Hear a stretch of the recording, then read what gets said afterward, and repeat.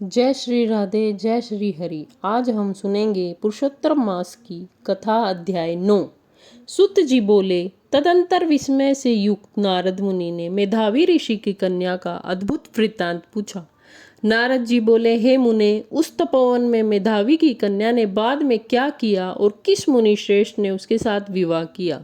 इस पर श्री नारायण बोले, अपने पिता को याद करते करते और बराबर शोक करते हुए उस घर में कुछ काल उस कन्या का व्यतीत हुआ।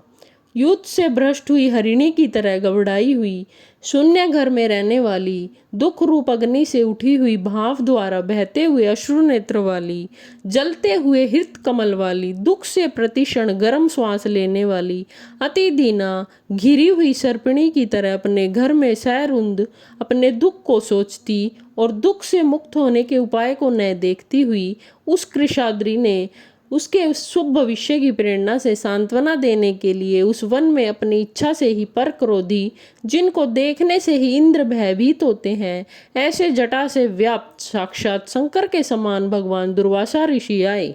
हे नारद, भगवान कृष्ण ने राजा युधिष्ठिर से कहा कि हे राजेंद्र, वह दुर्वासा आए जिसको कि आपकी माता कुंती ने बालापन में प्रसन्न किया था। तब उन सुपूजित महर्षि ने देवताओं को आकर्षण करने वाली विद्या उन्हें दी, और हे भूपाल, जिन्होंने सब देवताओं से नमस्कार किए जाने वाले मुझको भी रुक्मिणी के साथ रथ में बैलों की जगह जोता। दुर्वासा को बैठाकर रथ खींचते हुए जब हम दोनों मार्ग चलने लगे, तब चलते चलते मार्ग में अति तीव्र प्यास से सूख गए थे तालु और ओष्ठ। जिस रुक्मिणी के ऐसी जल चाहने वाली रुक्मिणी ने जब मुझे सूचित किया, तब कंधे पर रथ की जोत को रखे हुए चलते चलते ही पांव के अग्रभाग से पृथ्वी को दबाकर रुक्मिणी के प्रेम के वशीभूत मैंने भोगवती नाम की नदी को उत्पन्न किया। तब वही भोगवती ऊपर से बहने लगी। अनंतर उसी के जल से, हे महाराज, रुक्मिणी की प्यास को मैंने बुझाया। इस प्रकार रुक्मिणी की प्यास का बुझना देख उसी क्षण अग्नि की तरह दुर्वासा क्रोध से जलने लगे और प्रलय की अग्नि के समान उठकर दुर्वासा ने शाप दिया। बोले, बड़ा आश्चर्य है हे कृष्ण, रुक्मिणी तुमको सदा अत्यंत प्रिय है। अंत स्त्री के प्रेम से युक्त तुमने मेरी अवज्ञा कर अपना महत्व दिखलाते हुए इस प्रकार से उसे पानी पिलाया। अंत तुम दोनों का वियोग होगा। इस प्रकार उन्होंने उसे श्राप दिया। हे युधिष्ठिर, वही यह दुर्वासा मुनि है, साक्षात रुद्र के अंश से उत्पन्न, दूसरे काल रुद्र की तरह महर्षि अत्रि के उग्र तप रूप कल्प वृक्ष के दिव्य फल, पतिव्रताओं के सिर के रत्न, अनुसुईया भगवती के गर्भ से उत्पन्न अत्यंत मेधा युक्त दुर्वासा नाम के ऋषि, अनेक तीर्थों के जल से भीगी हुई जटा से भूषित सिर वाले साक्षात तपोमूर्ति दुर्वासा ऋषि को आते देखकर कन्या ने शोक सागर से निकलकर धैर्य से मुनि के चरणों में प्रार्थना की। प्रार्थना करने के बाद जैसे वाल्मीकि ऋषि को जानकी अपने आश्रम में लाई थी, वैसे ही यह भी दुर्वासा को अपने घर में लाकर अर्धपाद और विविध प्रकार के जंगली फलों और पुष्पों से स्वागत के लिए आज्ञा लेकर आदर पूर्वक पूजन कर तदंतर हे राजन, यह बाला बोली।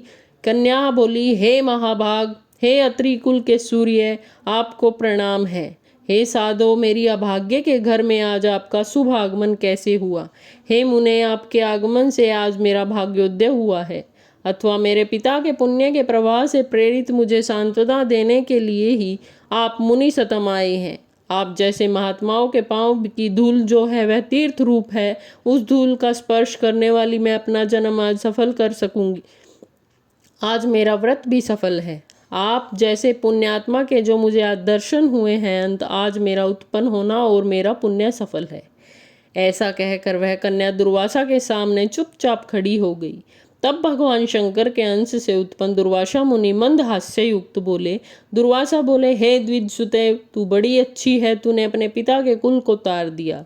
यह मेधावी ऋषि के तप का फल है जो उन्हें तेरी ऐसी कन्या उत्पन्न हुई। तेरी धर्म में परम तत्परता जान कैलाश से मैं यहाँ आया हूँ और तेरे घर आकर तेरे द्वारा मेरा पूजन हुआ।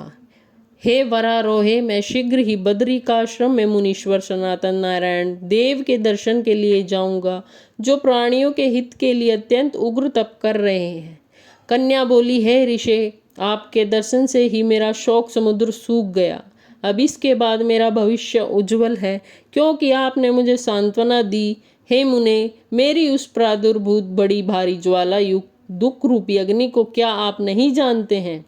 हे दया सिंधे, हे शंकर, उस दुखाग्नि को शांत कीजिए। मेरे विचार से हर्ष का कारण मुझे कुछ भी दिखलाई नहीं देता। न मुझे माता है, न पिता है, न भाई है जो धैर्य प्रदान करता हो। अंत दुख समुद्र से पीड़ित है, मैं कैसे जीवित रह सकती हूँ?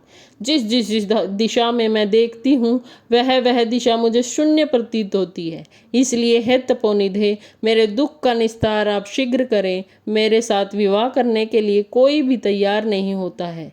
इस समय मेरा विवाह न हुआ तो मैं फिर वृषली शूद्रा हो जाऊंगी। यह मुझे बड़ा भय है। इसी भय से न मुझे निद्रा आती है और न भोजन में रुचि होती है। हे ब्राह्मण, अब मैं शीघ्र ही मरने वाली हूँ, यह मेरा इस समय निश्चय है। ऐसा कहकर आंसू बहाती हुई कन्या दुर्वासा के सामने चुप हो गई तथा दुर्वासा कन्या का दुख दूर करने का उपाय सोचने लगे। श्री नारायण बोले, इस प्रकार मुनि कन्या ने वचन सुनकर और उसका अभिप्राय समझकर बड़े क्रोधी मुनि राजा दुर्वासा ने उस कन्या का कुछ हित विचारपूर्ण कृपा से उसे देखकर सारभूत उपाय बतलाया। इति श्री ब्रह्मनारद्ये पुरुषोत्तम मासम महते नवम अध्याय समाप्तम। जय जय श्री राधे, जय श्री हरि।